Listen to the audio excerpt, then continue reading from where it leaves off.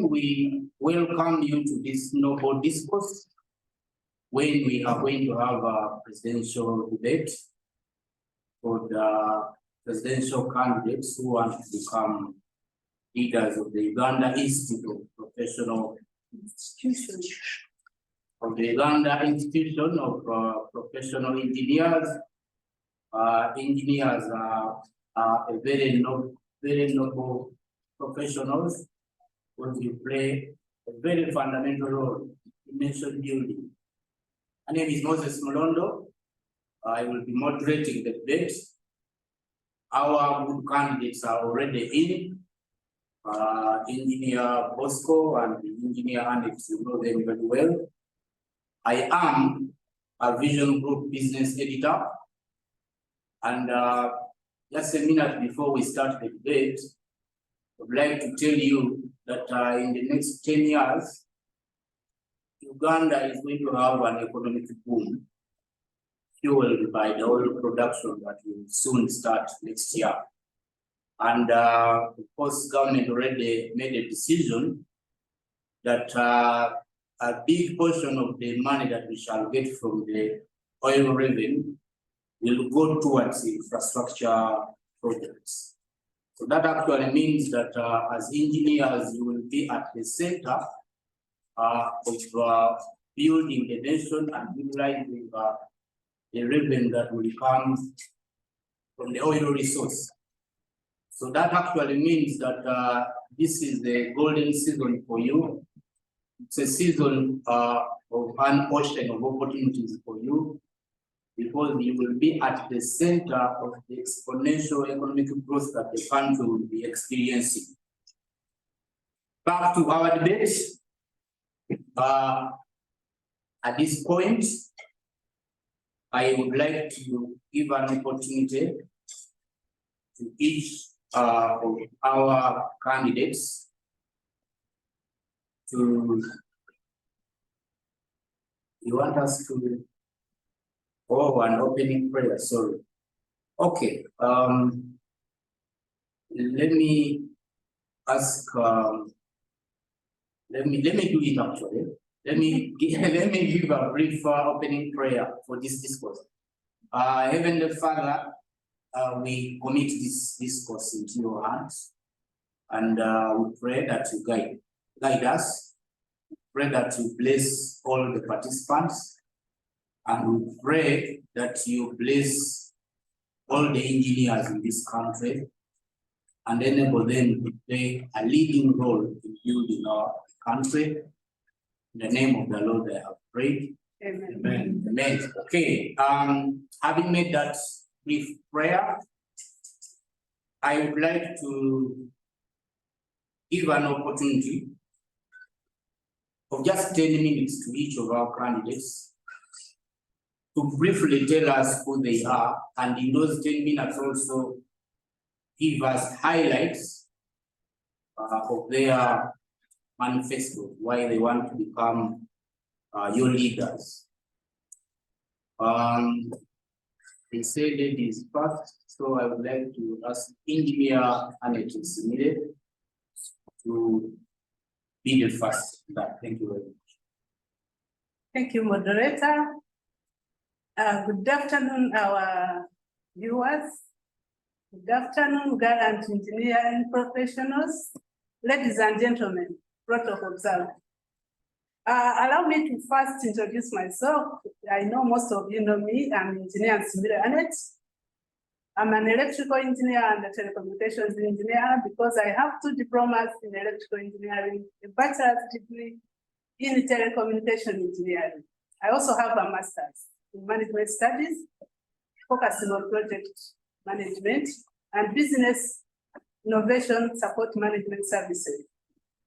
I am an independent consultant, but before I became an independent consultant, I worked with the energy distribution sector in this country for over 20 years. I also did consultancy with different firms to do carry out local government performance assessments.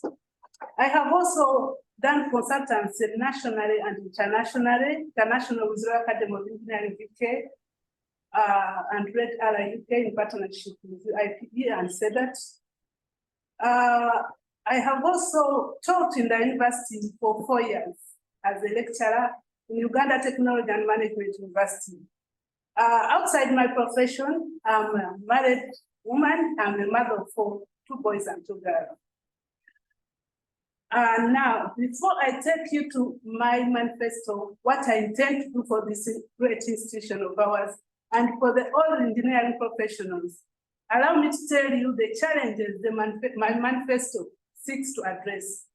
There are 5 key challenges I've come to understand that we have or we face as an institution. One of them being unemployment of engineering professionals. Second one, tedious registration process to become a member of UIPE and to become a registered engineer. Exorbitant fees, subscription fees, and training costs. Inclusivity and sense of belonging. Many of our members complain that they don't actually feel at home at UIPE. Financial sustainability of our members and our institution. These are the key challenges my manifesto focuses on.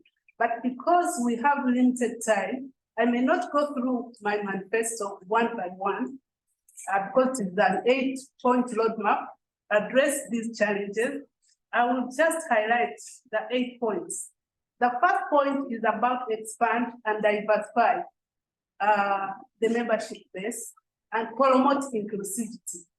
For our members who feel not belonging, you have an opportunity to belong. You can look at the details, but I'm looking at us having a UIPE that all of us can be seen and can be heard.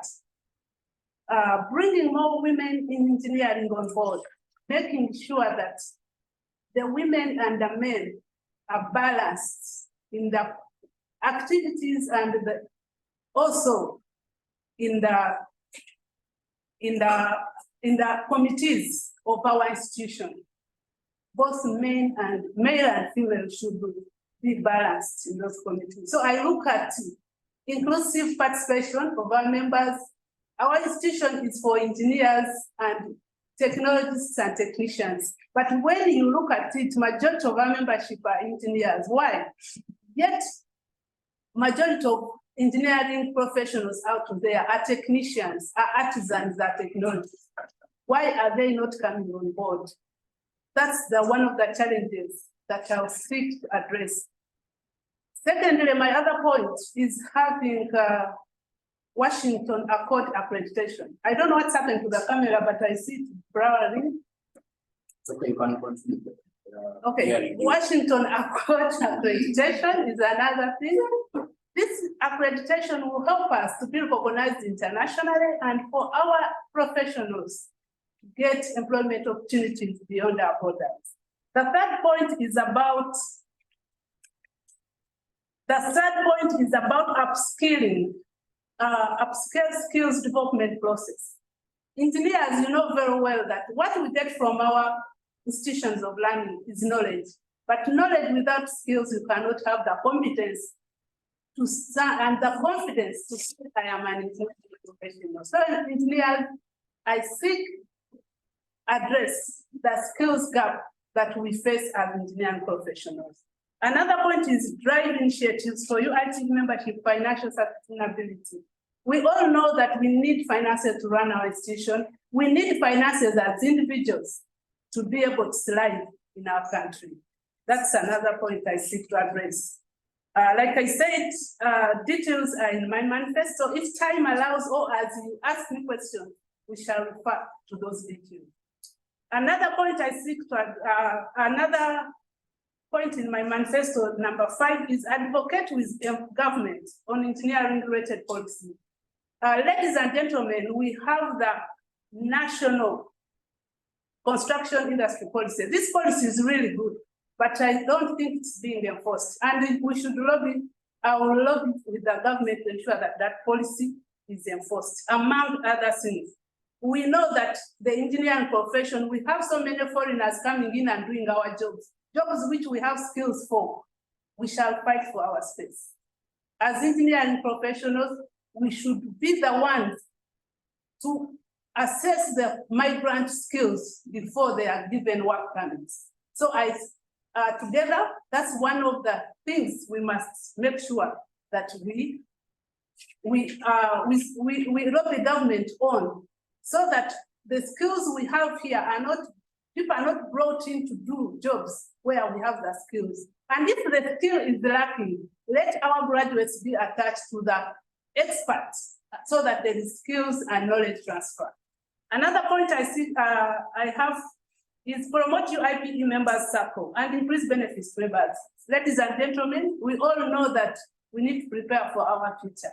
We need finances in terms of management, in terms of emergencies, but we also need to secure our future. We can only do that if we have savings.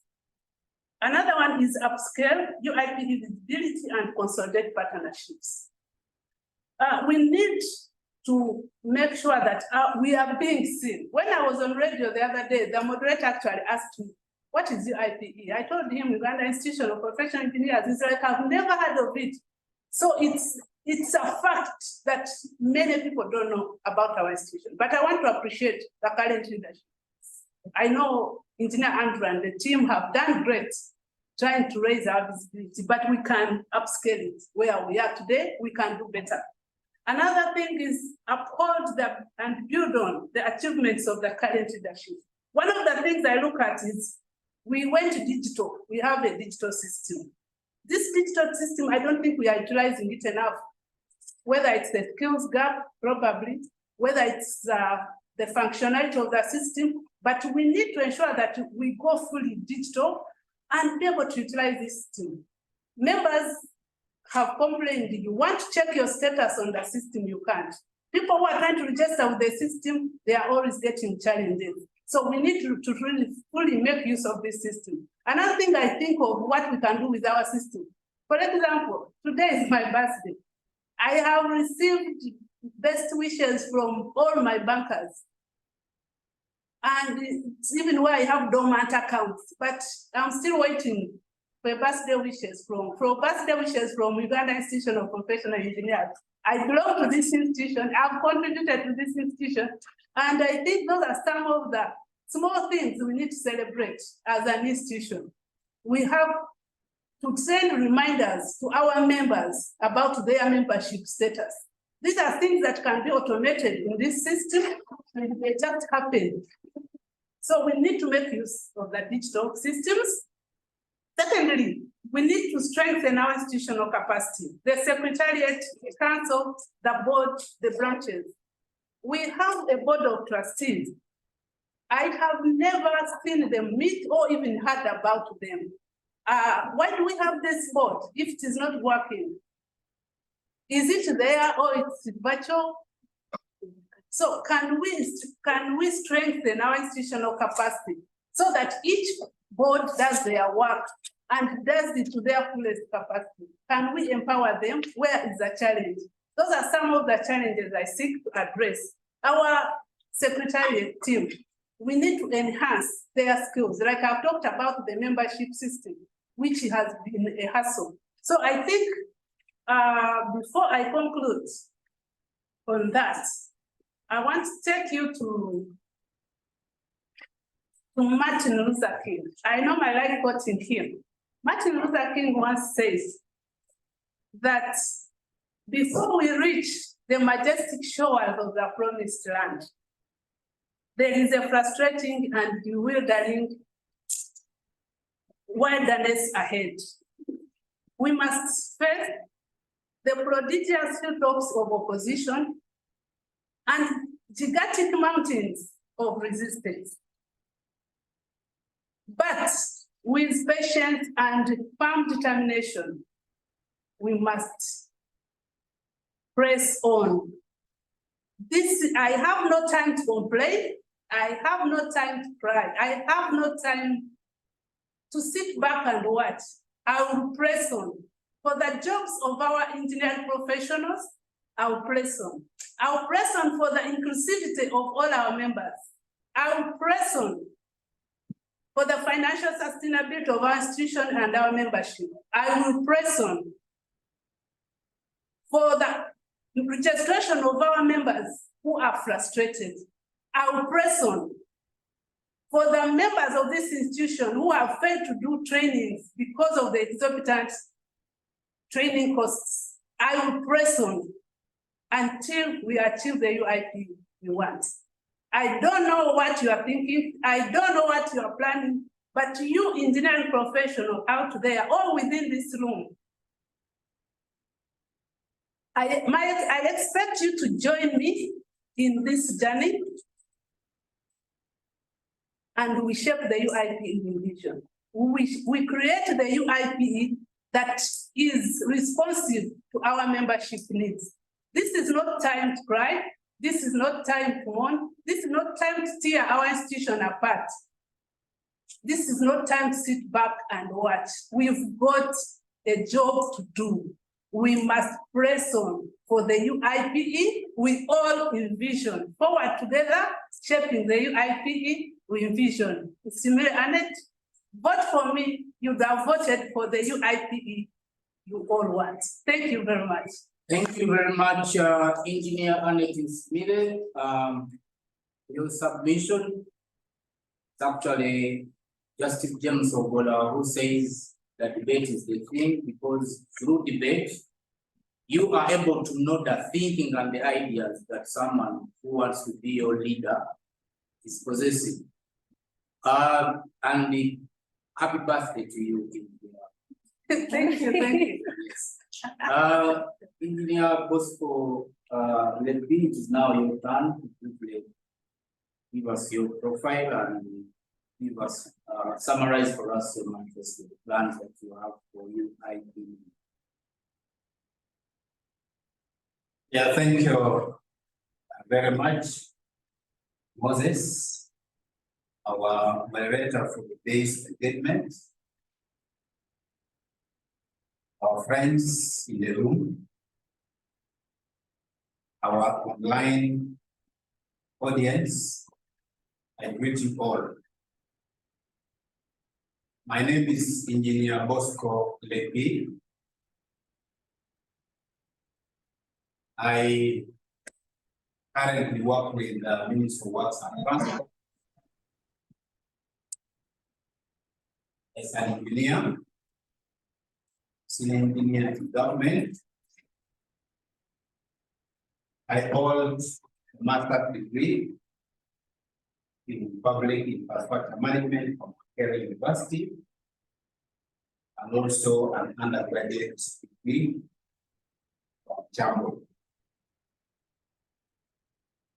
I serve currently at UIPE as the Vice President in charge of Membership, Education and Training, position I've been holding since 2022 today.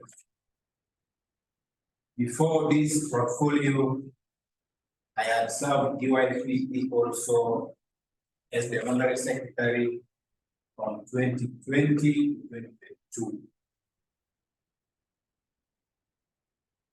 In the spirit of service, I also offer service elsewhere.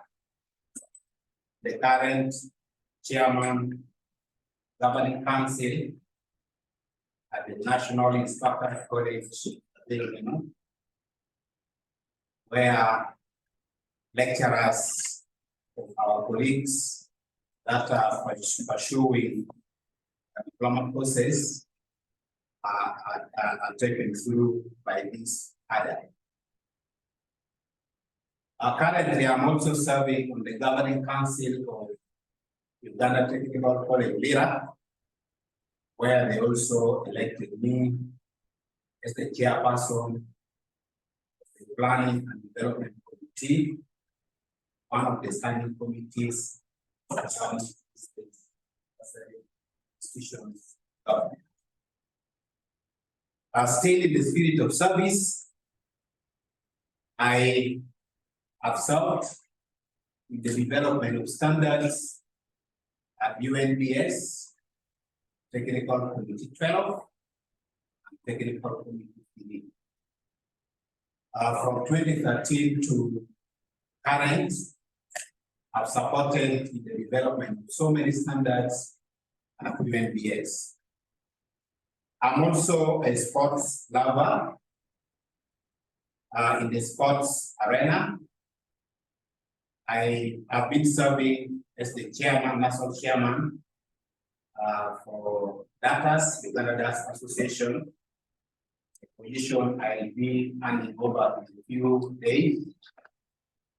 Still in the sports arena, I serve at regional level as the Vice President of East Africa DATS Federation, and also at continental level, I'm the Vice President in charge of East Africa DATS Council. So all these have equipped me with the leadership skills that an institution like this require at a time like this. To motivate me to come before you to seek for your support, seek for your vote, to put me in office of the President UIPE 2024-2026. Initially, the institution had carried out a survey to establish the extent of our services to our members. Through this feedback, we got to know the gaps that do exist between what we offer to you and your expectations.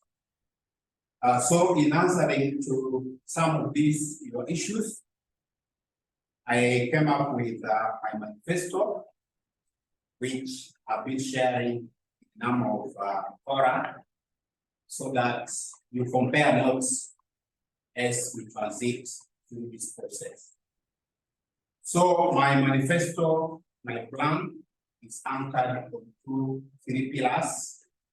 The first pillar handles membership.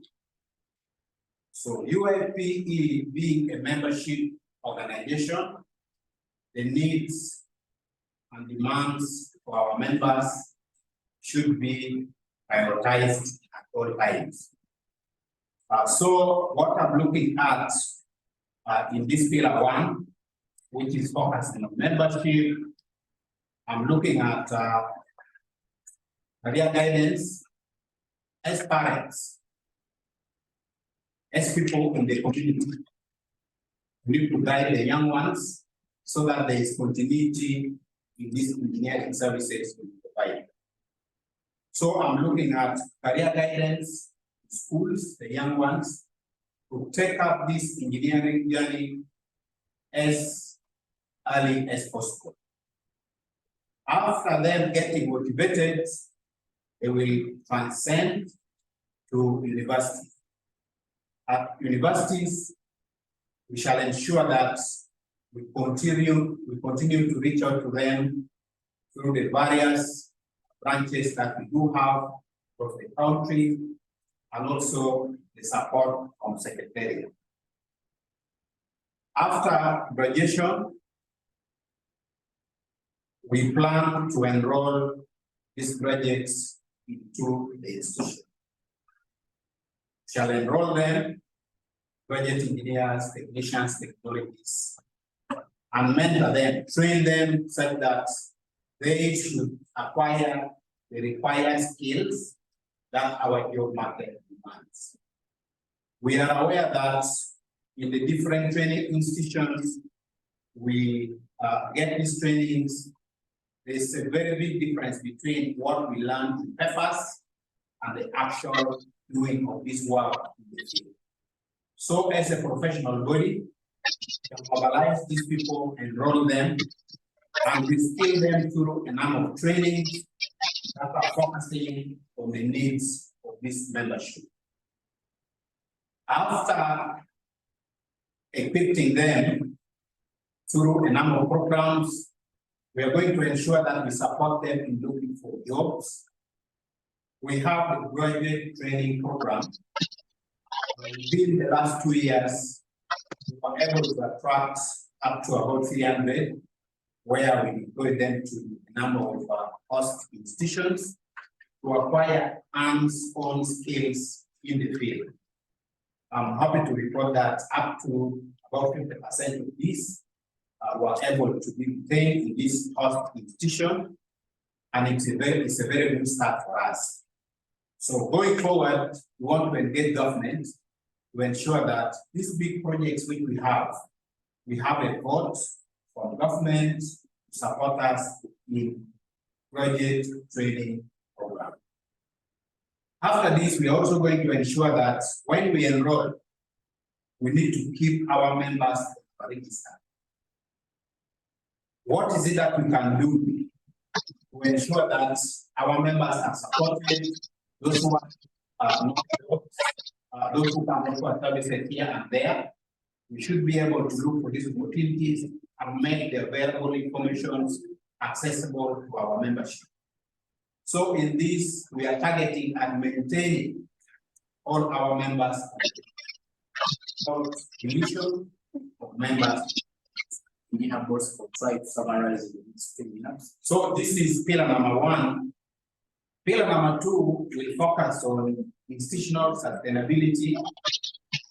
This will focus on the policy which we come up with, the plan for the institution, the support. Yes, our dear participants, we would like to implore you to mute your microphones, please, so that you do not disrupt the process. Thank you very much.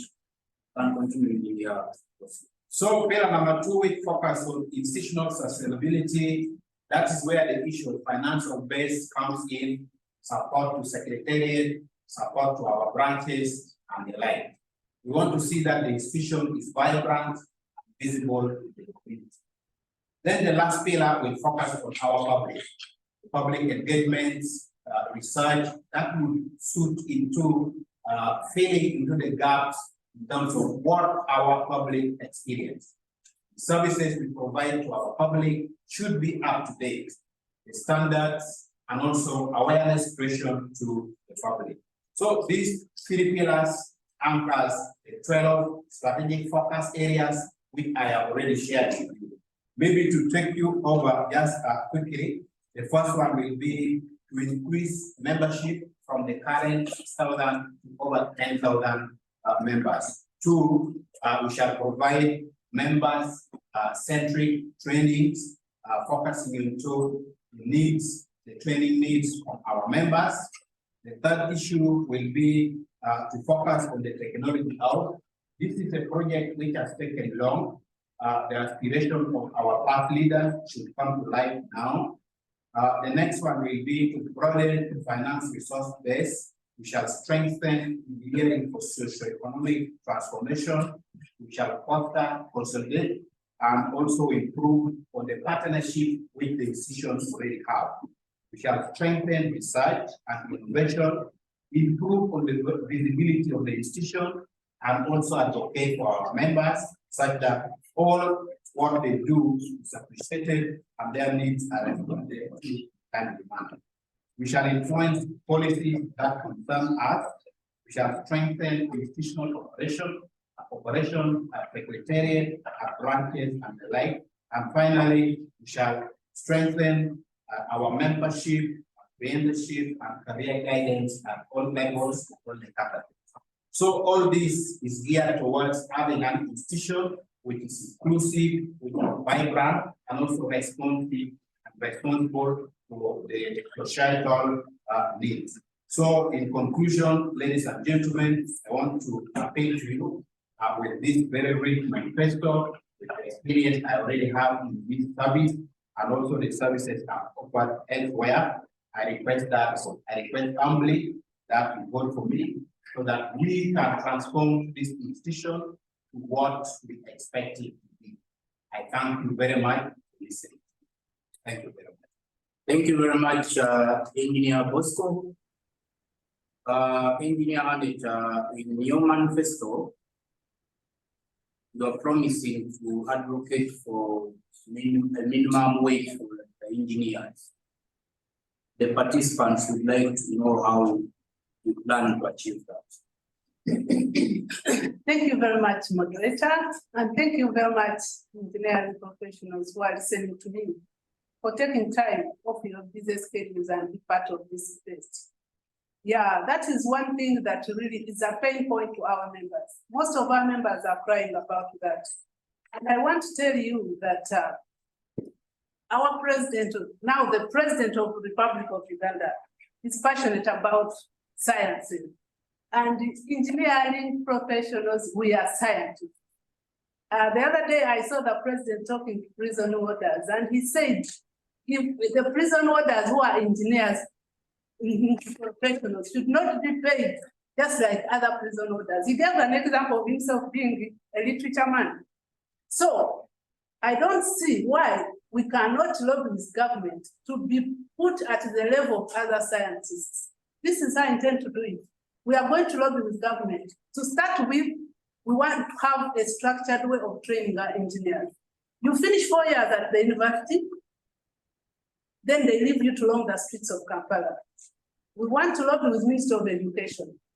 My request letter is already there in Minister of Education. To start with, engineers after graduating, whether you are an engineer, a technician, a technologist, be placed on a government project or even on any project. We have PDMs, parish development models. Government is coming up with so many innovations to curb climate change.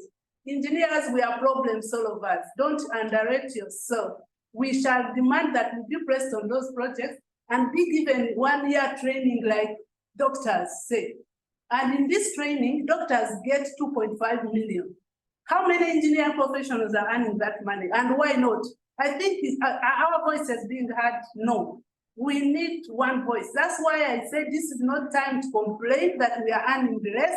It's time to act, to press on and be heard. So we shall go to government, we shall demand for our space, and we shall be paid like other scientists. We shall also go to the workplaces. There are so many people who are working in work environments that really are not conducive, that really do not promote even growth. You think of going to work that day, you get even stomach pain because of the environment you operate in. So this is one thing we must focus on. I said, I expect you to join me. I'm not going to do this alone. I'm going to do it with the council. I'm going to do it with all of you in your workplace, because you'll be the one to tell us. Like, for example, in the local government, people, technicians are earning 400,000. Engineers are earning less than 2 million. Yet an intern doctor is earning, the structure that came out is 2.5. We also know that ERB came up with the structure. Why hasn't that structure been operationalized? We are going to work with ERB. We are going to work with the government of Uganda. We are going to work with all employers to ensure that the work environment, the minimum wage for our engineers. We have a bill under parliament. When time comes for us to go to parliament, let's go there. These are some of the things that must come out clearly in that engineering bill before it is made an act. So as engineers, we must be seen to do something about it, and we must do it, not only to be seen, but we must act. I don't know what you are thinking, but what I know is that the future rewards those who press on with patience and firm determination. I'm determined and we shall achieve it. Thank you, moderator. All right, thank you very much, Engineer Annet. Engineer Bosco, in your manifesto, you have a very pertinent promise of increasing the membership to over 10,000. From what I have heard from a number of members, actually that is one of the challenges, that the subscription rate was still very low. Certainly, every association will become more vibrant when it gets more members subscribing to it. We would like to know, Engineer Bosco, how you plan to achieve that ambitious. Yeah, thank you, Moses, for that question. It is true that I plan to increase the membership from the current 6,900 to 10,000. How will I do this? First of all, we need to appreciate the effort that the current council has already put in place. we have embarked on a number of reforms that has unlocked the potentials that do exist. So going forward, what I intend to do is that first of all, to do mass mobilization. I am aware that our members, they work in different environments, they work in different institutions. So I will come up with a clustered mobilization strategy. Each and every category may require a specific approach to answer to their needs. We have our colleagues that work in local governments, they work in a unique environment. We have our colleagues in the academia, but what they do, okay, sometimes it is difficult to motivate them. We have our colleagues that work in the private sectors, others work in government, NGOs, and so on. So deliberately, I will ensure that we reach out to all these members in all these categories to motivate them, provide the information so that they make the first step to join the institution. Secondly, we are aware that we have some classes of membership that are still very, very low. Technicians and technologists currently on the register is just under 300 number. This is still very low. So going forward, what I intend to do is to get in touch with the employers of these technicians. I want to engage them. We have to engage them at that level such that they should be on the board so that they are able to support their technicians and technologists in terms of subscription. This is a very big challenge sometimes. You bring people on board and they struggle to get subscription. So we shall partner up with NAPSEC and UIPE and UMA to ensure that all these industries that employ our technicians are brought on board to support their employees. Another strategy is to promote this graduate training program which we already have. I know bringing them on board already will ensure that they have to have a steady income pay for this subscription and so on. So engaging government and also opening more opportunities for graduate training program will motivate them because they will have value to derive from joining the association, from joining the institution. Another very key initiative which we have already started, and I think it's a very good step, is to sensitize them. We have the nutrition clinic. We have been able to reach out to so many potential members, and we have seen the membership grow. For information purpose, in the last 2 years, our membership has grown by about 30%. This is a very, very significant growth, and some of these initiatives I am talking about, we have already started, but I want to improve on how we have been doing it and reach out to so many more. You have talked about the issue of the high fees, subscription fees, and training fees. Allow me to throw some light on this. First of all, late last year, we embarked on mass recruitment drive. During this period, we invited applications where we were able to give a waiver of a 1 year's subscription. So it yielded a lot of fruits. So we are going to target this type of technicians, technologies, and graduates. We can also proceed to corporate.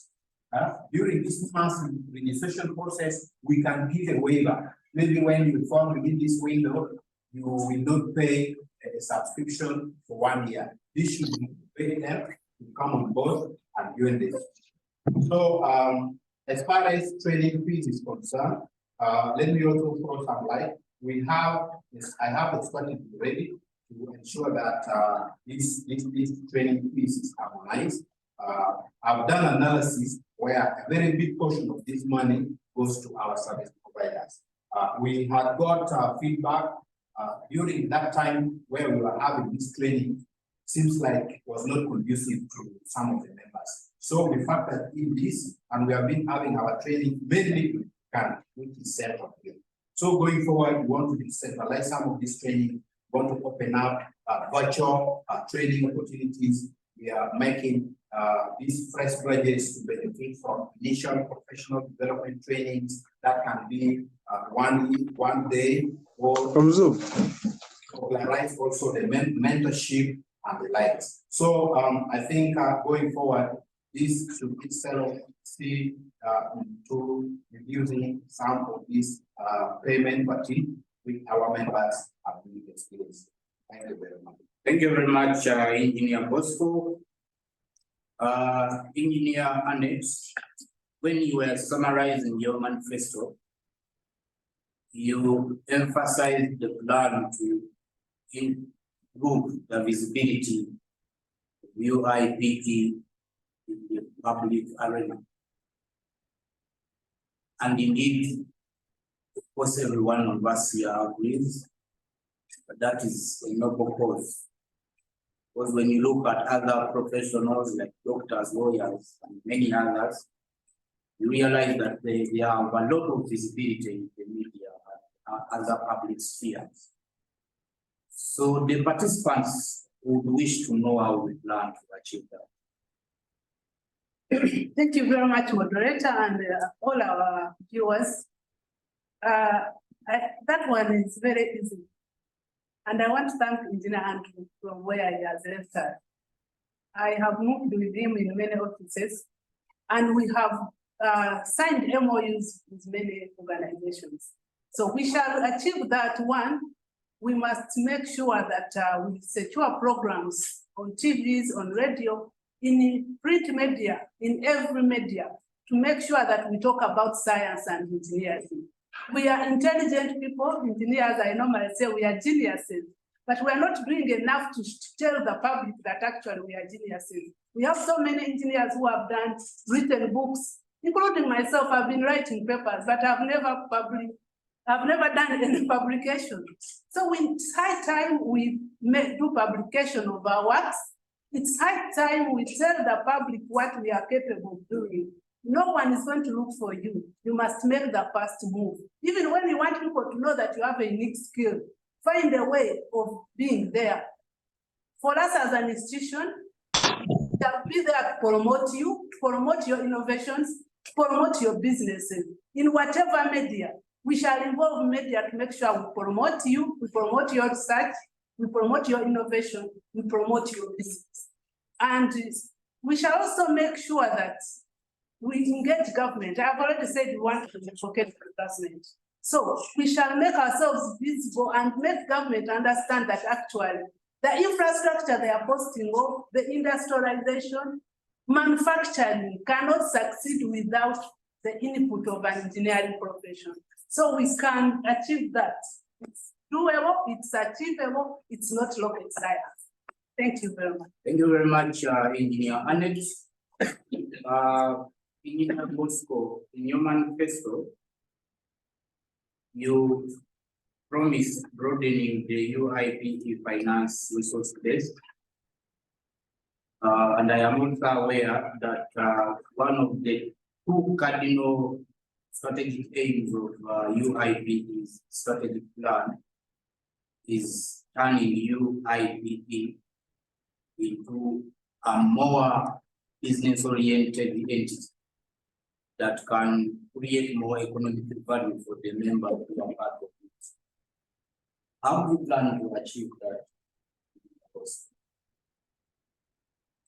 Yeah, thank you, moderator. And this platform call still with us.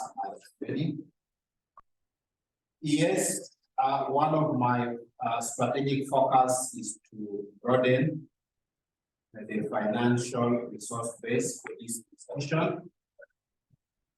You are aware that we rely currently heavily our membership to support the operations of the institution. So, first of all, I want to increase the membership. When our membership grows to 10,000, 20,000, some of these administrative expenses will reduce by virtue of that very big number. So yes, one of the strategies is to increase the number, increase the membership, and also in doing that, this subscription the fees for trading and so on should also come down by that big number of participating. Secondly, we have people, we have our colleagues, our membership that have some special skills. They have proposal writing skills and so on. We want to invite these people on board such that they can prepare for us bankable proposals, which we can sell out there to most of these funders, these donors, so that we can benefit from that those projects. So yes, we already have output incentive-based model where we invite these people to write proposals. When we secure this funding, we can see how it's managed and so on. So secondly, the issue of proposal writing is key, such that we also benefit from some donation grants and so on that do exist for various activities. Another strategy is to do internal mobilization through fundraising and so on. We should be able to broaden this resource base based on things. And other financial mobilization models that will come our way, but the spirit is to diversify our base other than solely relying on our membership, which itself right now is still small. So thank you very much for that question. This is what I intend to do. Thank you. Okay, thank you very much, Engineer Bosco. The next question, I will actually need a response from each one of you. It's one of the key concerns in the public there. Our government spends a lot of money on infrastructure projects. And for so many years, more than 15 years actually, that sector has been getting a big portion of the national budget. But the greatest concern is that most of the contracts for our infrastructure projects are going to foreign funds. And yet actually the actual work is mostly done by our Ugandan engineers, even when the contract was taken by foreign funds.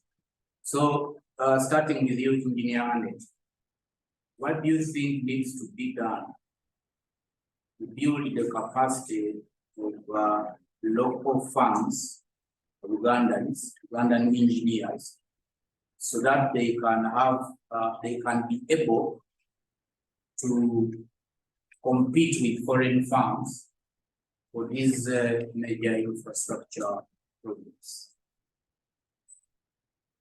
Yes, thank you so much, Violeta. You said most of the projects go to foreign funds. I want to say that it's true and it's a real pain for our engineering professionals. Why? Because our engineering professionals, normally what happens is the conditions for someone to get to that job. Sometimes it will capital, they require a lot of capital to do that job. First of all, to give us the deposit or whatever, they call it a bond. When it's a lot of money that our local firms are charging. But one thing I said I want to advocate government on is the enforcement of the National Construction Industry Policy. This policy has 7 key objectives. One of them is regulating the industry. That policy should be enforced because not all the infrastructure projects actually are going to those firms that we don't have capacity as local construction firms.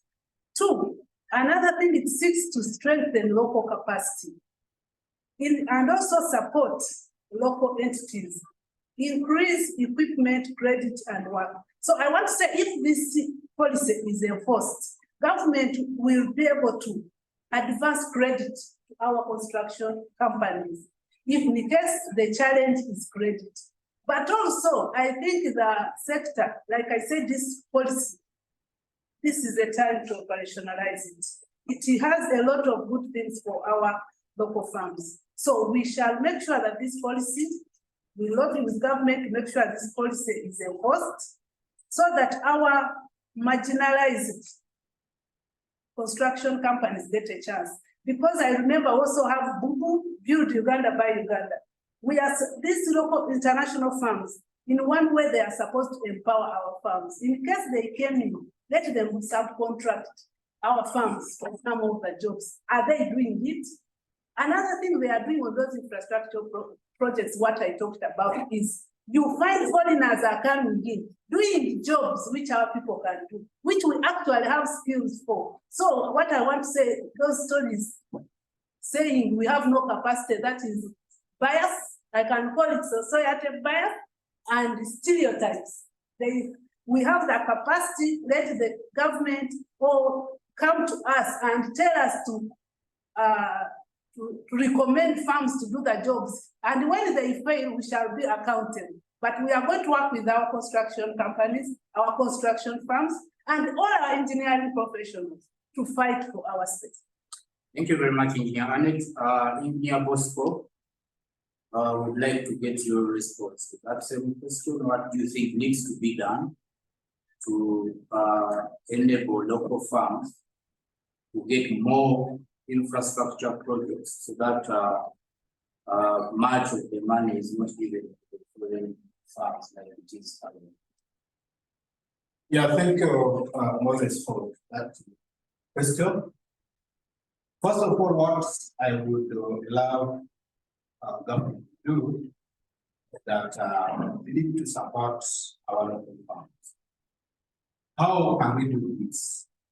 The first thing we have to do is to add our voice together with UIPE and NAPSEC to ensure that all these companies are classified.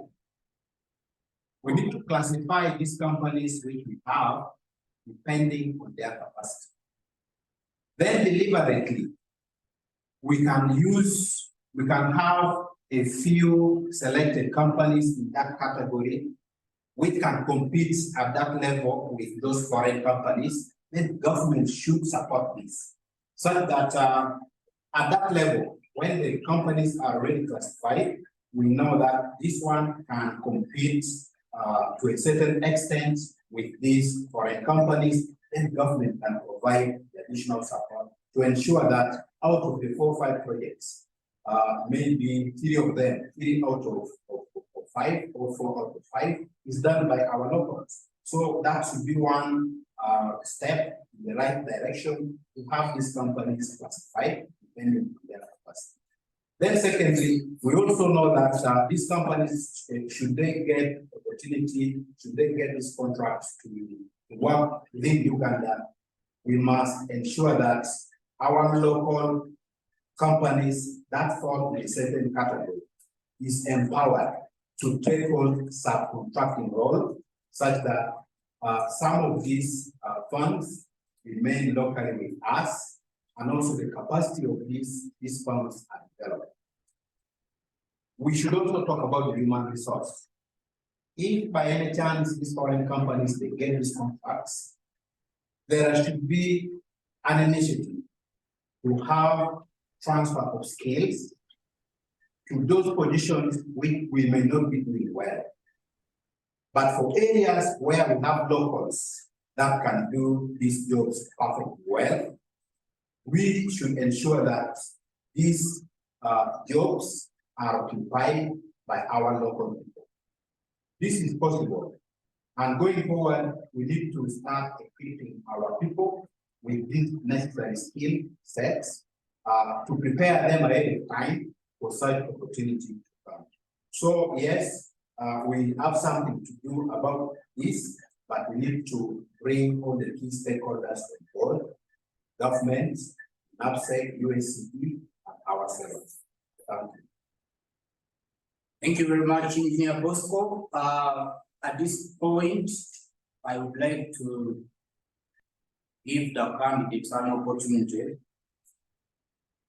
to ask each other just 2 questions. And I would like to start with the engineer Annet. Your 2 questions, engineer Bosco, your digital. I like that. You are really in love with me. Every time you say, I will start with Annet. I love it. Because he's the I couldn't go back to you. Yeah, it's well. I was just joking. I have 2 questions for Engineer Bosco. Engineer Bosco has said one of the biggest challenges he sees that the assessment was done about our membership is the numbers, and the numbers are really low, and he's promising to increase these numbers. And Engineer Bosco has been a vice president, membership, education and training. That one is directly under his docket. What has stopped him from raising those numbers for the time he has been a vice president? And now, what is he going to do differently? As like he's giving us his ideas. I really love his ideas, but I'm just wondering what stopped him from raising those numbers for the 6 years he has been on council. That's 1. 2, Engineer Bosco has talked of training fees, which is also directly under him. And our people have really cried. Training fees, and he has said he has realized that most of the money go to the service provider. Why did it take him 6 long years to realize that those charges were really high? And how long will it take him to invent? Because if it took him 6 years to realize there's a problem, I don't know how many years it will take him to implement a solution. Thank you very much. Thank you very much. Engineer Bosco, your responses to those 2 questions, after which we will put your 2 questions. Yeah, thank you, Moses. And thank you, Annet, for basing this part issues. 1, you wanted to know what I will do different, raising the number. That is really very, very important. Secondly, the issue of fees. First of all, I want to appreciate the current leadership.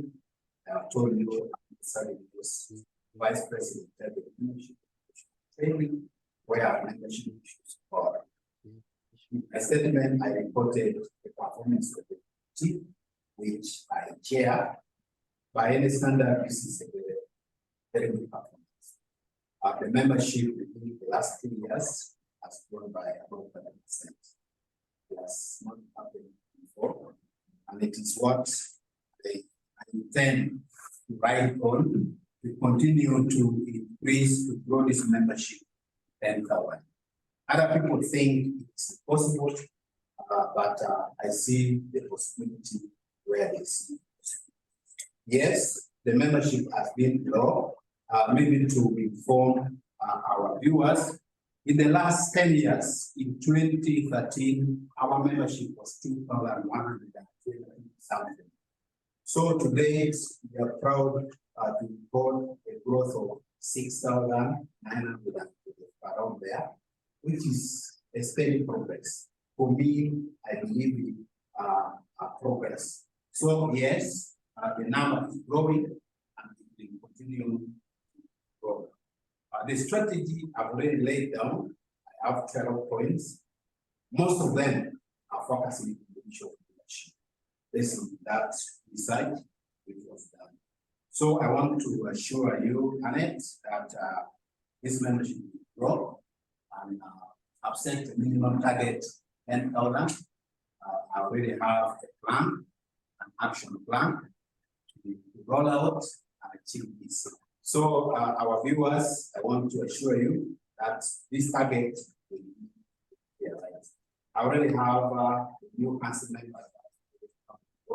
These are dedicated fellows, which will give the support to the advisors. So that is what I will do different. It's really the manifesto. Then secondly, you talked about training fees. that it has taken me 6 years to know that this training fees is high. Maybe for the sake of refresher, between 2020 and 2022, so the Honorable Secretary is really concerned with the petition in the Secretariat. Then currently I'm serving as the Vice President of Membership Education Training, where this issue of fees follows. I've given the background where we came from. Initially, we used to organize these trainings, some of them just in the Yombra Training Center here. You would expect maybe 50 participants, you end up with 200. The room would become smaller. We shifted to some other venues. So as leadership that do listen to the concern of the members, these issues came up. Said no, the environment you're putting us is not a training environment. Please, we expect UIPE to do better than this. We expect you to do more. So that was what informed our move from wherever we have been to Africana. So we have been in Africana for a very long time, simply because to answer, to give back to the concern from our members. Now that we have got the feedback, we have come back on the drawing table. We have so many strategies to do this. One, to decentralize these trainings to branches and so on. Two, to open up virtual engagements where you can train from the comfort of the sitting room and so on. So there are a number of strategies already to handle based on the feedback and our members. So our members want to assure you that you are concerned about the high training fees. We have already received them. We are doing everything possible to make you comfortable, to make you to feel at home at this very institution where you belong. So I want to thank you. Thank you very much, Engineer Bosco. And now it's your turn to give the people to Yeah, thank you, Moderator. I have two questions. One is I'm aware that we have the mission and then the vision of this institution. So I want Annet to take us through our vision, the mission, and try to match how these strategies, which is proposing, will fit into these aspects of the vision and the mission of the institution. Then secondly, I want comments on two mentorship. Because Mr. Diogo, mute your mic. Yes. Because I am aware that we need to promote mentorship in all spaces. Mentorship in technical areas, mentorship in leadership. I'm aware that Annet has taken every 6 months in council affairs. So how can you comment on the issue of mentorship, and how do you intend to push this institution forward, aware that you have that experience less than 6 months? Yes, Engineer, your responses. Thank you, Engineer Bosco, for those questions. One, you want to know how my dreams for this institution align with the vision and the mission of this organization, with this institution. So now I want to tell you that our vision as an institution is engineering excellence, transforming the nation. Our mission is to nurture and promote excellence in the science and practice of engineering in this country. Our vision, yes, it is broad, so I will not talk about that vision, but I'm going to tell you how I'm going to live our mission, to start with the registration process. Because I talked of one of the challenges we need to sort out is tedious registration process. Our members, when they are, first and foremost, to me, you don't need 4 years to work for you to be registered as an engineer. Doctors take 1 year, yet doctors touch people's lives. A doctor can take you to the theater and you don't go back home when you walked yourself into the theater room. And sometimes they have made those mistakes, but we are not there to prove. But engineers, you finish a degree 4 years. You are required to practice for 2 years as a pupil, 2 years before you register. Why? What is there that we must do for 4 years? I want to say, we shall nurture our engineers. You finish university, like I said, we need a structured way of mentorship and career guidance program. Finish university or technical college or vocation or whatever, be placed on a project, continuous learning and exposure. Skills are gained through exposure. Continuous exposure of the skills you need. You should be able after 1 year to start on your registration process. We don't need 4 years. And I think that should come out clearly in our bill when we are advocating for this Act of 1969. I think this Act needs to be repaired. That's one. Two, I personally, my experience, when I submitted my 2 books for assessment, my technical report and career report, a book is given to someone you don't know. The person's work is actually fault finding. Does Annet know how to do this? How is she structuring the report? It is like fault finding. To me, we are not living our mission. Our mission is to nurture. Are we nurturing? If you are nurturing Annet and you have Annet's book, sit down with Annet. Or if Annet has sent you a report, put your comments clear and say, Annet, this is how you are supposed to do this. So to me, that one should also stop. If you are going to assess someone, do it like we do it at the university. I had 2 supervisors, and my supervisors I would write and they would bounce back. One professor wrote there, don't be stupid. It opened my eyes. I almost cried, but I was like, anyway, I want this master's degree. So you need to sit with your professor, with your engineer, your mentor, and he takes you through your report until you are ready to go for the interview. And to me, I think that's one area we need to implement our OBI, output-based incentive policy, where we shall train trainers, decentralized trainings, maybe each branch has trainers, and the trainers will be in touch with the applicants. If you are in Mbarara, you are in touch with a trainer in Mbarara who will give you a mentor. The mentor will work with you. You write the book. This business of fault finding should stop, and we nurture our engineering professionals. Our role is to nurture and promote engineering excellence. It's not find faults. From the time I joined the JAC panel, my first day on JAC panel, I told the committee there is no need of failing people. We are here as professionals. Our work is to nurture. If someone is not doing well, people who I sit with on the electrical panel, they know that. We can assign among ourselves a mentor, and you will walk through with the journey with the applicant, and the applicant will just start. Why do you have to find faults? We all learn. We are learning. Myself at my age, I still learn. We learn every day. Lifelong learning. There is no engineer who is going to be perfect. Doctors are allowed to go and practice after 1 year, and yet our human bodies are complex. We also know that when our engineers are registered, we are building their confidence, and they will keep learning and improving.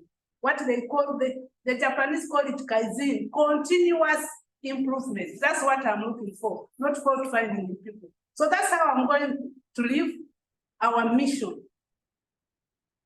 Another area I want to live our mission is nurturing and promoting engineering excellence, is advocating with government to attach our engineering professionals to projects where they have expertise we don't have in-house. For example, if they are saying these foreigners are coming in because they are experts in oil or in Uganda, we've never seen oil, it is okay. But let's have our engineering graduates, our technicians, our people who are doing welding. I understand there is specialized welding there in the oil sector. Let's attach our artisans there and they learn that skill. There we are naturally, we are living, we are promoting engineering excellence and we are living our mission. I hope Engineer Bosco have answered you. The examples are many. If I'm top of all of them, I will not finish. The second question was on career guidance. I've been a short time on council, yes. I've been on council maybe for 6 months and I'm proud of it because I think I'm making history that I've been council shortest and I have happened to be on the ballot paper. To me, it's not about the number of years you serve in a position. It's what impact can you create. I will tell you for the short time I've been on council and for the short time I've been in the research grants and innovations, research, innovations and grants committee. I have been one of the most active people. My chair will testify. And we have come up with that OPI policy. We've come up with a research agenda. Excuse me. I was able to win a grant from Red Arrow UK, where I implemented a project in the refugee settlement and touched lives. I am a trainer of humanitarian skills with UIPE. The partnership with UIPE said that McLean University and Red Arrow UK. In the short time I started training, I trained 2 cohorts, I trained 4 cohorts. The third cohort, I was made a supervisor. I am a performer. To me, it's not about the number of years. Honestly, I don't need 6 years of council to understand the operations of the UIPE. Neither do I need to.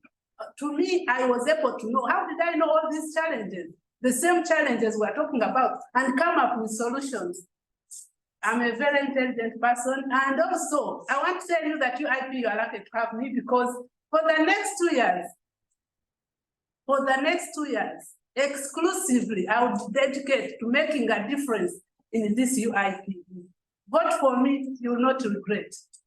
Thank you very much, Engineer Annet. I can see at the moment we have about 178 participants online.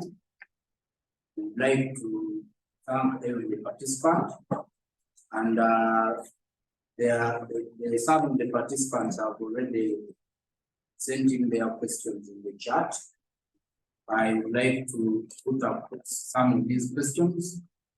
From Isaac, there is a question to both of you, Engineer and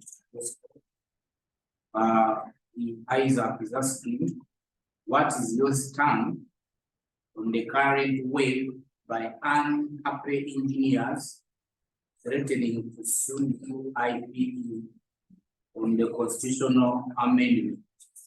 It looks like many UIPE members would like to see a number of constitutional amendments. And we start with you, Engineer Bosco.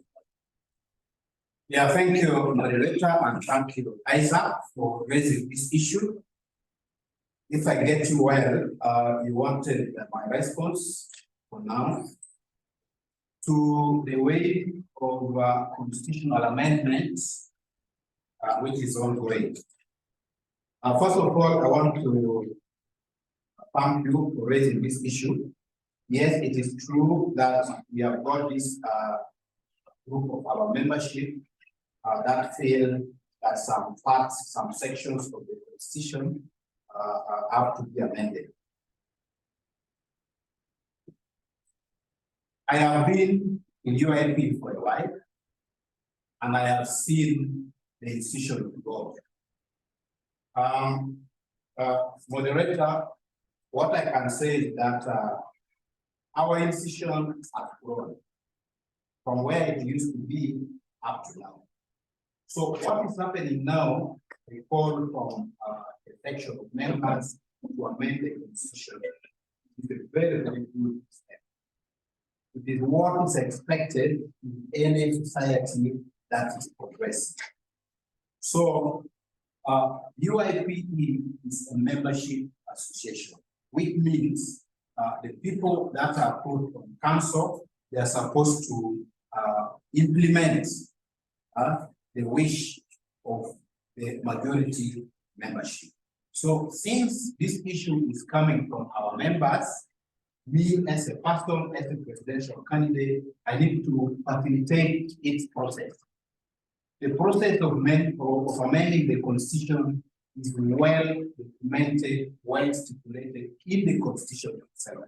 So we are going to follow the process of amending the constitution, amending our constitution, and involve everybody, such that when we amend it now, it needs to be inclusive enough to move with us for some time, maybe to bring into table the historical perspective. When this constitution was made in 1972, the first amendment took place in 2004. It was amended again in 2010, and then the last one was in 2016 was amended, and the last one was just last year. But it seems we did not do enough last year in September to do this amendment. So this call for the amendment which is coming is so. But only my request is we need to broaden the scope. Let us handle the engineering bill 2022, which is also on table. Because when that bill comes into play, this constitution will not be operational. So let us not restrict ourselves only on this constitution. Let us review our constitutions now and also look into the bill to ensure that all our issues are captured in that bill appropriately. Because for us to amend that bill, to amend that act, the 1969 Registration Act, it took us all this long. So most likely, if this bill comes into force, it might take us a lot of time to amend it. So my humble appeal to all of us is to create time so that we understand very well this engineering bill. Thank you very much. Thank you very much, Engineer Bosco. Engineer Annet, there are a number of members who are agitating for reforms or constitutional amendments to improve democratic processes of UIPE. What do you have to say about that? Someone who wants to become the leader of UIPE. I like change. To start with, I like change. Change is an opportunity to grow and innovate. Without change, we can't think. Without change, we can't grow. That's why you see we are going analog for very many years. Now digital has come. So change is part of life. To me, I'm very happy with the initiative.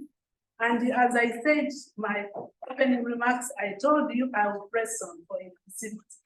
Inclusivity means when every member, every engineering profession is seen and heard.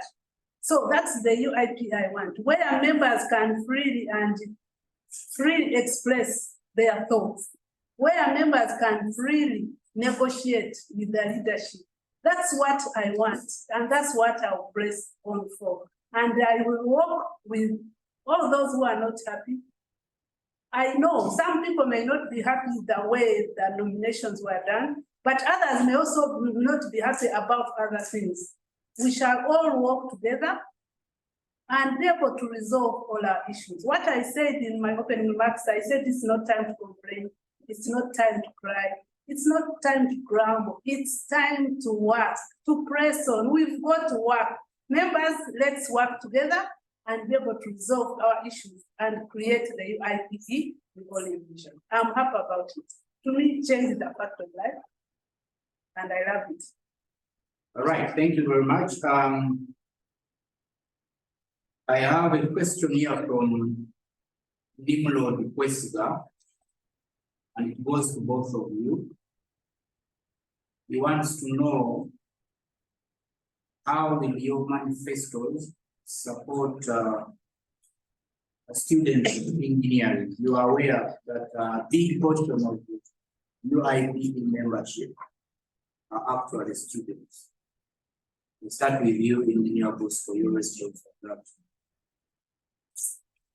Yeah, thank you, Moses, and thank you, Presiga, for this question, which wants to understand the package which I have for you, students, during my tenure. I have a lot for the young engineers.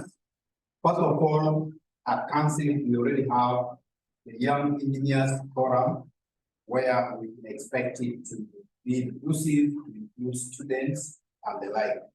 This platform is supposed to support you in research and innovation to ensure that what you do in there is geared towards adding value and providing service to our public. So already we have the graduate training program I already talked about. We intend to engage government.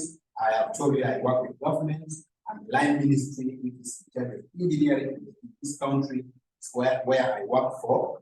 So deliberately, we are going to take this one up and ensure that these government projects, road projects, water projects, namely these mega projects should have the components of training inbuilt so that government takes this role to ensure that our young engineers are well equipped should they complete their studies. Then secondly, in the course of last year, we started an engagement with your different institutions, different universities in this country, technical colleges, and other institutions to engage their academic registrars.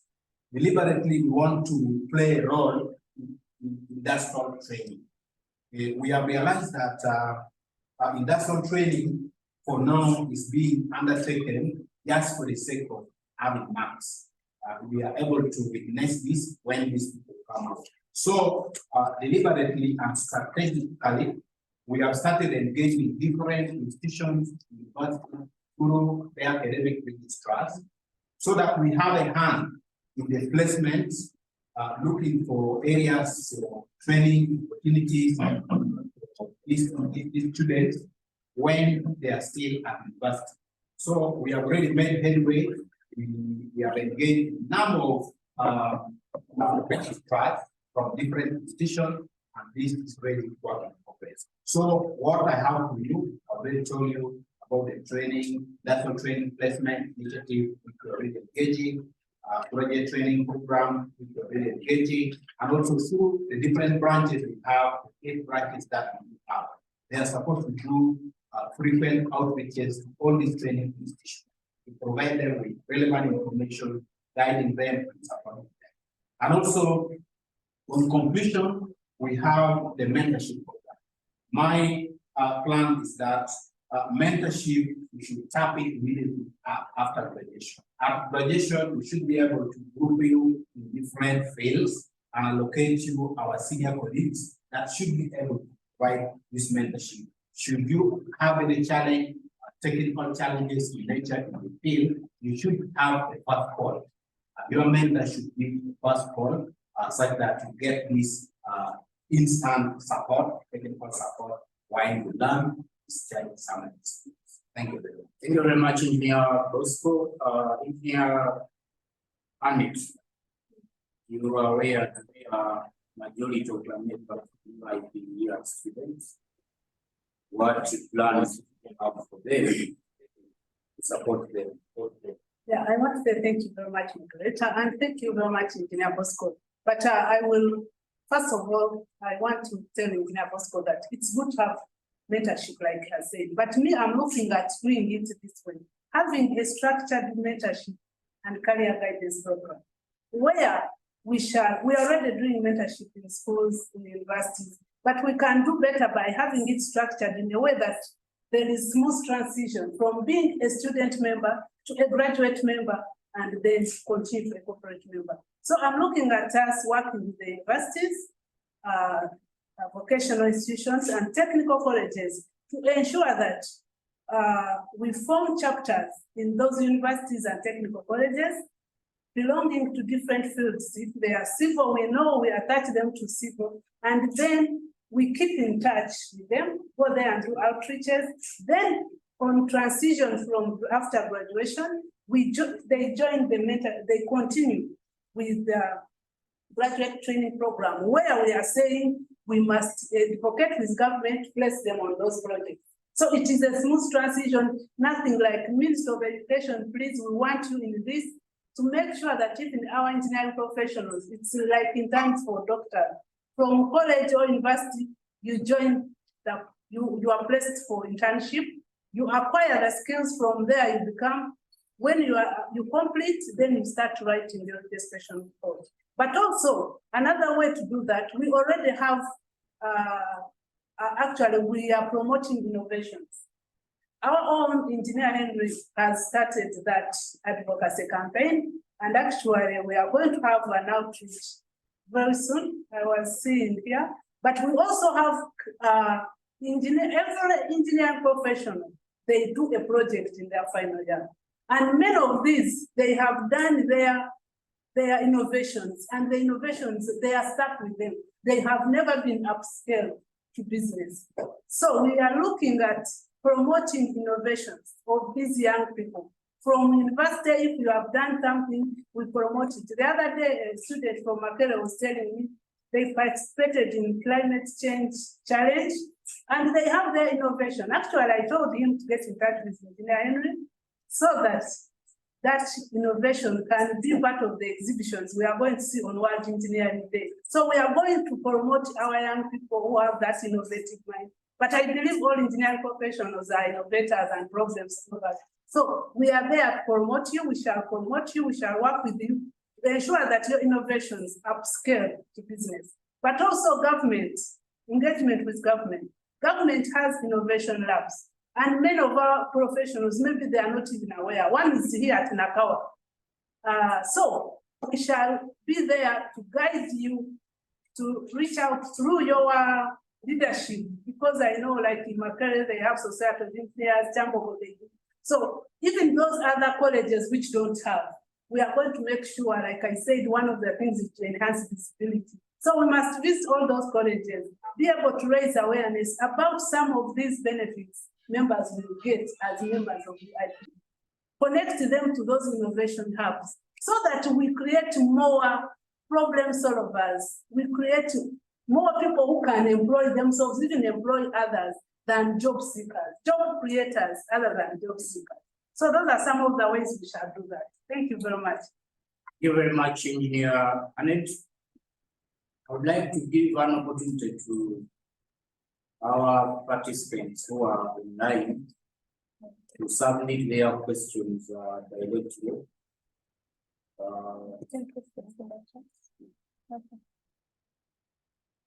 Raise their hands on chat. That is right there, please, there for the chat.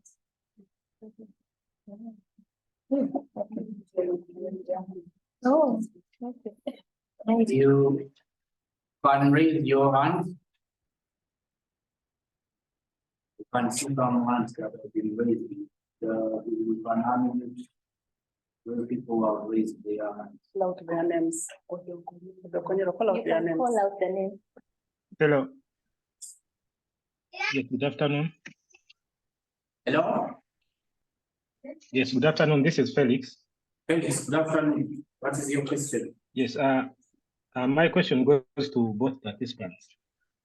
It says, what is their take on extending the presidential tenure from 2 years to at least 4 years, so that an impact can be felt for any president who is taking up the association. So what is their take about that?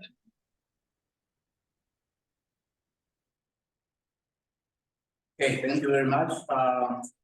Any other questions? I see Odon Konyera, something like that. And Solomon? Yes. Yes, Odon Good Konyera. afternoon. Good afternoon. That is Good afternoon to you, Mr. Odon Konyera. Maybe you need to increase volume. Yes. Do you get me? Can you increase on your volume so that we can be able to hear you well?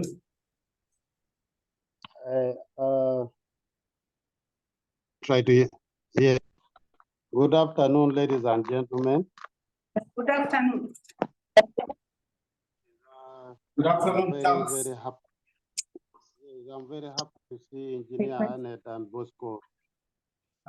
We can't hear you, you are very low. My concern is, I like innovation, and I'm hearing most of them, all Bosco and Annet, they talk about innovation, and I like research. So I would like to know from them, how are their leadership going to improve research in our country as engineers? For example, when we leave school, accessing government lab like in the university is very challenging for practical research. So how are they going to ensure that engineers who are outside, they're given opportunity to do research free from the government institutional lab, so that our work can be seen, not only in Uganda, even at a global image? Thank you. Very much, Charles. Solomon?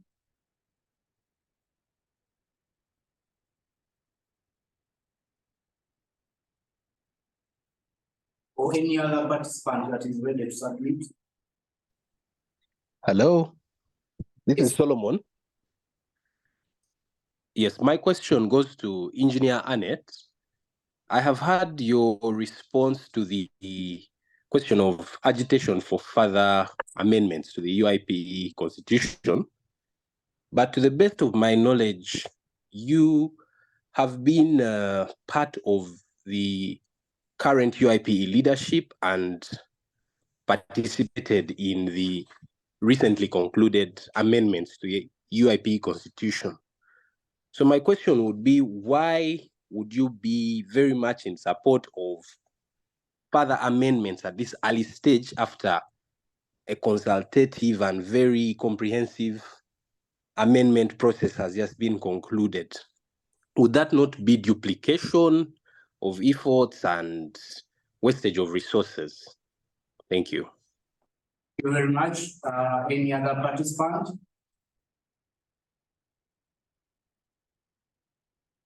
Hello, good afternoon, colleagues. This is Engineer Benis. Yes, Benis. I would like Engineer Annet Nsiimire to explain to us how she intends to reduce the cost of CPDs, because our biggest challenge is actually that the CPDs are so costly that for some people you really need to save all your monthly pay or 2 months pay in order to attend just one CPD. Thank you. Thank you very much, Engineer Benis. Any other participant? Thank you so much. My name is Julius. Yes, Julius. And my question, I would like some clarification from the presidential candidate, Engineer Annet. While she was submitting, she was telling us she is a member of the Research Grants Committee of UIPE, where she won a grant. But I'm also aware that at one point, the same grant was up for competition by branches. Now, at one point, I saw her flyer, which he was displaying, I think, a number of people, I think 4 of them, who had won grants. Now, Engineer Annet, you're a member of the grants committee. You subject other branches or other people to a competition, which you yourself you won. Isn't this a case of a judge being the jury itself? Some clarification on that. And if there is a case that you were given a portion for your efforts of winning a grant, you know, having sleepless nights writing a proposal is not easy. Why would you be made as a winner of the same grant? You wrote a proposal, you were in a committee that probably vetted. Some clarification on that, please. Thank you. Very much, Julius. She will clarify on that. Any other participant? Okay.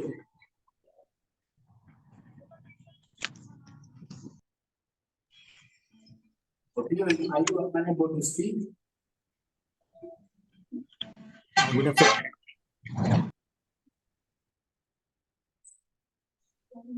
Okay. Hello? Members. Hello? May I? Okay, Am I loud and clear?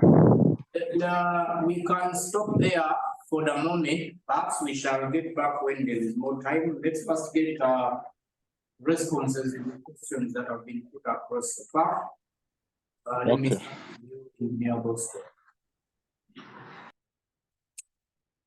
Yeah, we received about 5 issues.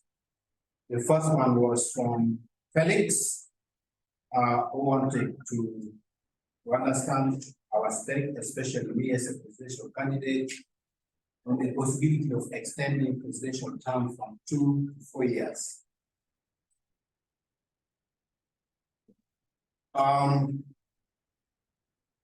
Right, like I had said before, this is a membership association where the will of the people takes the day. So this is a good proposal. I believe also that when we amend a constitution like this, I don't need the immediate beneficiary. The beneficiary will be the person coming next to me. So all this proposal is what we want to subject it to the wider public of the fraternity. What do you think? I think it is a good suggestion that you bring it on board to move the term limit from 2 to 4. But me personally, as my opinion, I would think that 2 years is sufficient simply because this office of the president UIPE is voluntary in nature.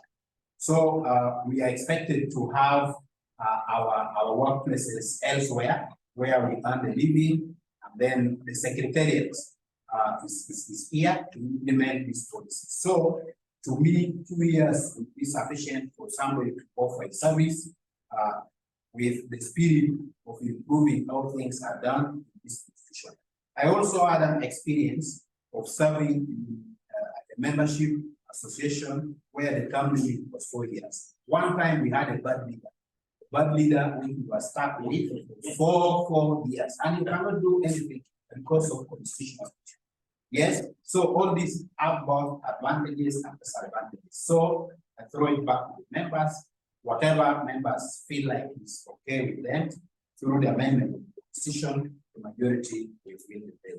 Then secondly, Charles Otakonero, we talked about innovation, how we shall improve innovation and research. I have already documented this in my manifesto, but to just highlight is that innovation, I mean research and innovation, we need to first demystify this word, this research issue. We need to demystify research and bring it to us. Research and innovation for us engineers is supposed to address some issues. It's supposed to solve some problems. So how I intend to handle research and innovation during my tenure is that I have the three pillars, I would say it. We have the industry that could be producing products and so on. We also have, together with the industry, we have the public that could be consuming these products and having some issues. We have the UIPE here, and we have training institutions. We need to come up with a modality where we partner between institution, UIPE, and then the industry and the public. If there are issues there, UIPE can be like a coordination center to link these two, to pick up from the different industry, what are these problems, what are these issues that are affecting the industry, what are these issues that are affecting our public. We aggregate them, and then we send them to different institutions. My target would be those who are doing postgraduate studies already, where the output of their research will earn them a degree on the other side. And also, as an institution, we should be interested in this research.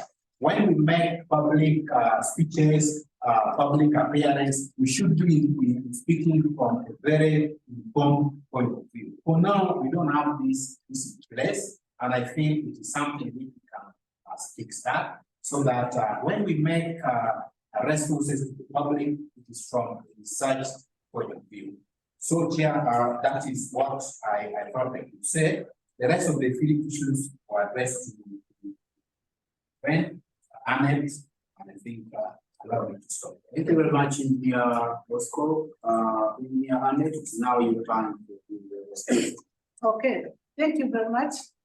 To start with, someone asked about the presidential tenure. I also believe that the 2 years are enough, because first and foremost, like my colleague has said, it's a voluntary job.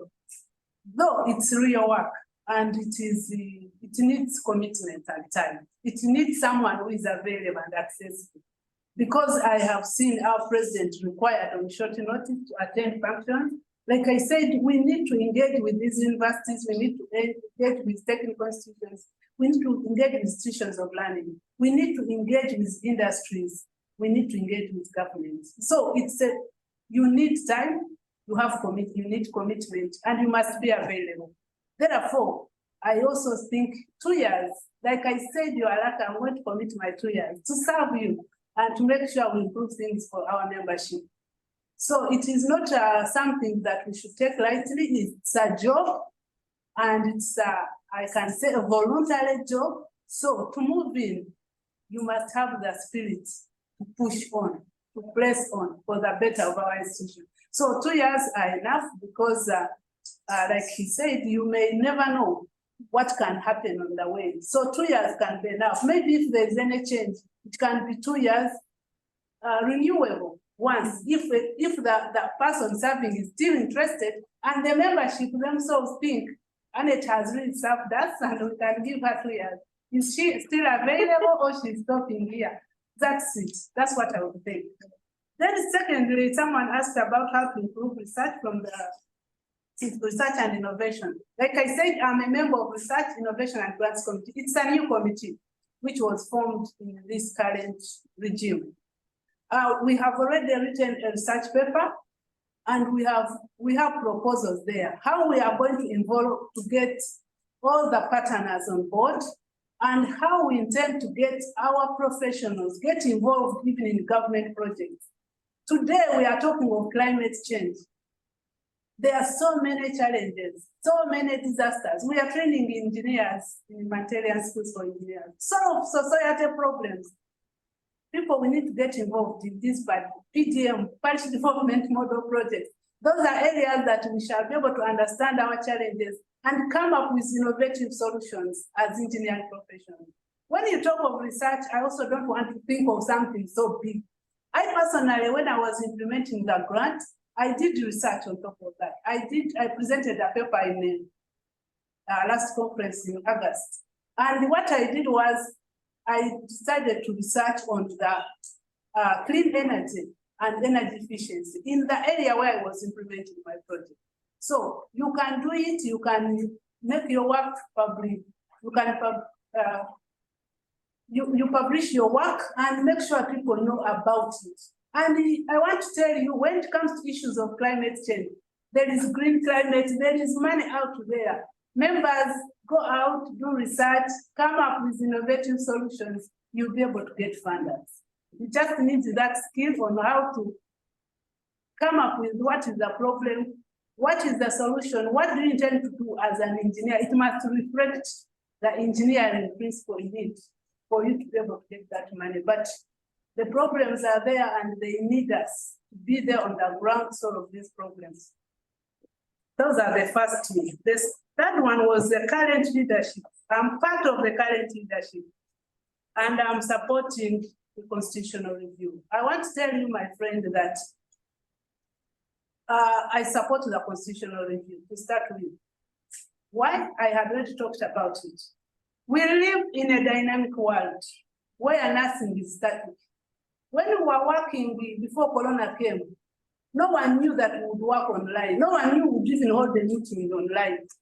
No one knew that we would teach online. I've been teaching engineers in the material field, and we do practical exercises like site planning, but we teach everything online. So we live in a dynamic world. I understand this constitution, which is 2023, the movement started in 2020, if I'm not mistaken. Bosco was honorary secretary, he will tell us. I understand that's where it started before Engineer Andrew became the president. And therefore, if there were omissions, they were done.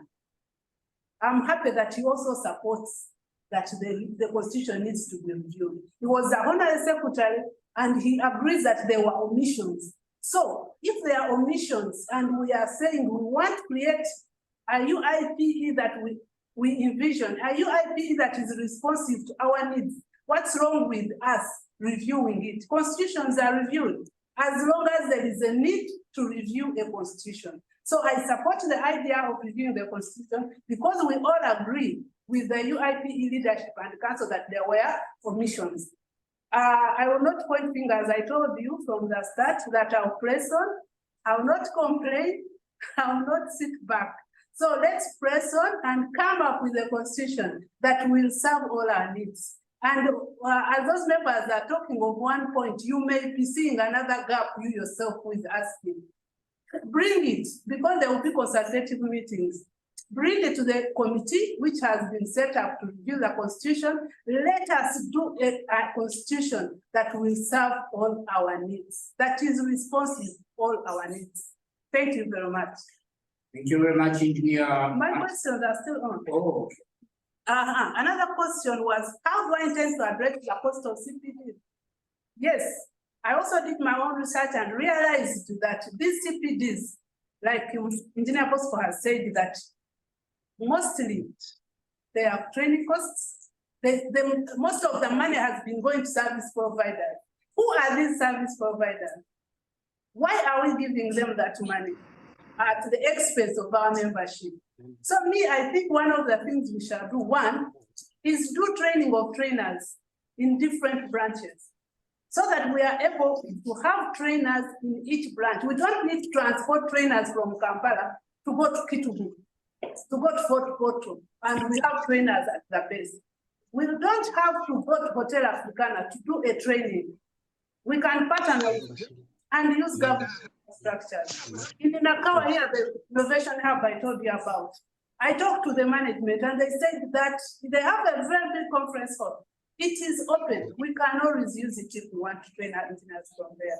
When I was in Mbarara, I talked to the RCC because I've done local government performance assessment and I know they have very council halls. He said we can use the council halls. So there we are cutting on operational costs. And secondly, I was also informed that the trainers currently, they get 800,000 per training, per trainer. To me, as a consultant, I only get 300 locally here. Let's not talk about the international consultancies I've done. But locally here, I've not seen anyone giving me more than 300,000 per day. Why are we paying them that much? Is it because they have that special skill which others cannot learn? We have so many retired but not tired engineering professionals up country, in Soroti, in Masaka, in where. Can't we partner with them, do a trainers of training course, and they train these engineers at a subsidized fee?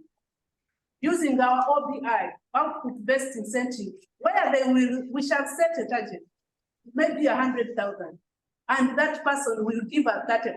And the work of UIPE will only be jack, and then, so we shall only get the percent which can cover the certificate and the jack panel sitting. So to me, I think this is something that is long overdue, something that has discouraged many of our members from acquiring the necessary skills. And also having no competition, having just a few people training does not promote growth. Let's do I train for Red Arrow UK. We train engineers all over the world. When I was being trained, I was being trained by South Africans. Now they said we are bringing it back to you. We are training our own Ugandans. I've graduated from being a trainer to supervising cohorts. I supervise even people who are more senior to me in engineering profession. So this can be done, we can decentralize, and we can have competition and people earning less than what we are paying our trainers today. So that's how I tackle that cost of CPDs. Secondly, the last question was, why would you be a winner of the grant and you belong to the grants committee? I won this grant some time back. When I won the grant, the call was open. Actually, it was not only a call to Uganda. It was an international call from Red Ala UK. And the shortlisting, the applications was all done by Red Ala UK. Uganda never had a hand in it. But I also want to tell you that it doesn't stop me as a member of Research and Grants Committee to apply for a grant which is open just because I am a member of Research and Grants Committee of UIPE. There was no conflict of interest because this was not a call. This money was not from UIPE. This money was from Royal Academy of Engineering UK and through Red Ala UK to the winners. I was not the only winner. We had other winners, and we went through the training with them and we implemented our projects. I also want to tell you that I'm a consultant. I'm on the reviewers. I review African grants for professional engineering institutions of Royal Academy of Engineering UK. Recently, I was reviewing, and the application from Uganda Institution of Professional Engineers came to me, but I declined it because I didn't want to have conflict of interest. And then another person reviewed it. So we are professionals and we do things in a very professional way. There was no conflict of interest, and we are getting a grant from Royal Academy of Engineering UK. So don't go around saying because Annet is a reviewer, that's how the Uganda Institution of Professional Engineers got a grant. No, I'm professional, and these people I work with are professionals. I didn't review our grant from Uganda Institution of Professional Engineers. I reviewed other countries. Even when we were having the discussion on our scores, I did not see this on Uganda, but I know my presence there could have made an impact. Thank you very much. All right, thank you very much, Engineer Annet. We have about 5 minutes to go. We will be moving towards completing this exercise. I can see actually some members have started to move out. Some point we had about 180 members, and now we have 167. Okay, we are moving towards the end of this exercise. And one question to each one of you. From Sarah Namujuzi, Engineer Bosco. Engineer, from the biography you gave, we realize that you have a lot of responsibilities in different institutions. How will you be able to get ample time to execute the different plans you have for UIPE? Your response to Sarah and UGC. Yeah, thank you, Sarah, for this feedback. We want to know how I will handle. Yeah, first and foremost, now that I serve as Vice President, I'm handling all these responsibilities and effective. But allow me to also inform you that this year I will be discarding 2 out of that. One, the national chairman for UDA. Election is just tomorrow, this coming weekend, where I'm not going to stand. Then secondly, my tenure as chairman board, chairman governing council at the National Instructors College, Abilonino, will also end this year. So it will give you to replace those two with this one. And also the docket of Vice President. I will also now be transiting from Vice President to President. So yes, much as he gave me the experience that is required for this job, time has come for me now to relinquish the other one and take on this one. So I want to humbly request you to vote for me so that the transformation you members have been waiting for, you realize it now under my presence. Thank you very much. Thank you very much, Engineer Bosco. To Engineer Annet from Isaac W. Your manifesto seems to be very ambitious and very reformative. How will you be able to implement all these plans? That is Isaac. Yes. Oh, thank you very much, moderator, and thank you very much, Isaac. When I look at my manifesto, all the indicators I've put actually are measurable and achievable. It could only be best if you pointed out one where you think it's not achievable, and then I tell you how I intend to implement it. Because there are quite many, and before I put them on paper, for example, I'm talking about advocating with the government. How much energy or time frame do I need? Even tomorrow I can start. I'm talking of us starting on the process of Washington Accord accreditation. We are starting immediately. I am talking of about enhancing UIPE visibility. I started already. I have been on radio and I've been on TV. And I have a paper I wrote, a concept paper I wrote to the Minister of Education on the career guidance and mentorship. I'm already engaging with them. I talked about institutionalizing building our institutional capacity. These are things we can start on now, immediately. And we don't need much time to achieve that. I have talked of upskilling the youth. I have already told you how we are going to partner with our seniors to ensure that we do training, we decentralize training. This is something we can do even tomorrow. Actually, if council allows, we should hold these trainings until we get a new regime and start implementing those changes. Or start implementing the changes even with the old regime. Why should we have people travel from Soroti to come to the Hotel Africana to do a training in career report and technical report writing? Really, does it make sense? This person is paid 500,000 or 700 because that's the rate. That person has to incur transport. That person has to incur accommodation. Because you are coming from Soroti, you have no accommodation in Kampala. So you have to find the accommodation in Kampala. By the time that person does that training, in addition to the 500 or 700, the person has incurred an expense of 1 million extra, which puts it like at 1.5. Then someone who is within Kampala, just to tell you about report writing, is earning 800,000.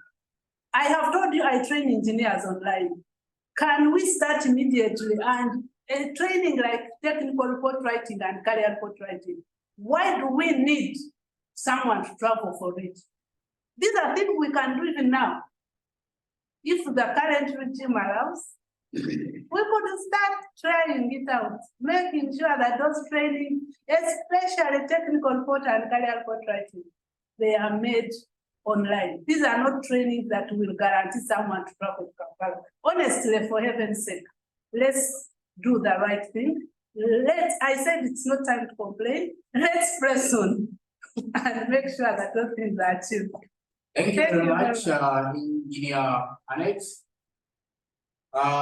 Before I give each one of you to give your concluding remarks, I just want to make this brief communication to our participants that for us, my name once again is Moses Kilondo. I'm a business editor for Fusion Group. In there, we have some products where we would actually want to see more participation of the engineers. We have an infrastructure pull out. Most of the infrastructure projects are the engineers are at the center of them. We also have a CAPASA pull out,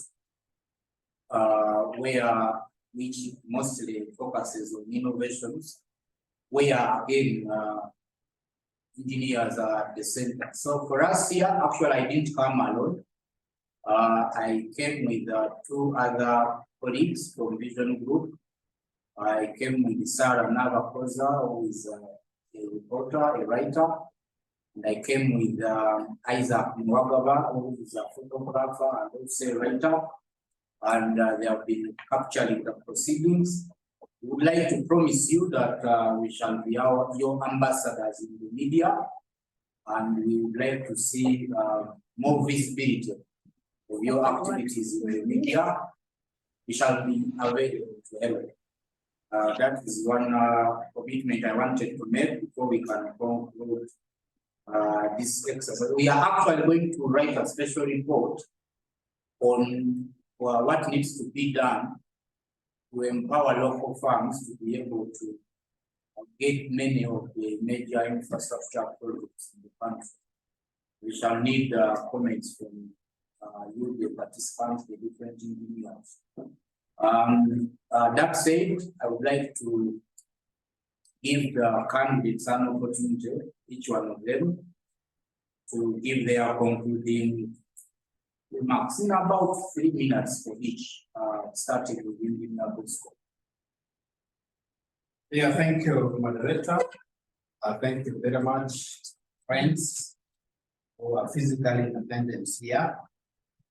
Our dear participants on call, thank you for being with us up to now. You have heard from us, you have heard from me what I have in stock for you. I request that humbly you vote for me in office because of the commitments I have for the institution. The 3 pillars focusing on membership, institutional sustainability, and the services that we provide for our public. I've already developed 12 points, focus areas that will address this in a step-by-step manner. I will also develop the action plan to ensure that each and every point which is stated here, the action point is developed and it is disseminated to the responsible committees of council for implementation, including UIPE Secretariat. So I want to thank you very much, this audience. I request that you vote for me for UIPE President 2024-2026 so that we transform this institution together. Before I conclude, I want to thank those of you who watched the Take Notes NTV on Tuesday. I was live trying to give out the issues pertaining to engineering and society. Tomorrow again between 9 and 11 a.m. I'll be on KFM, VPN. Please tune in as we dissect issues that concerns us.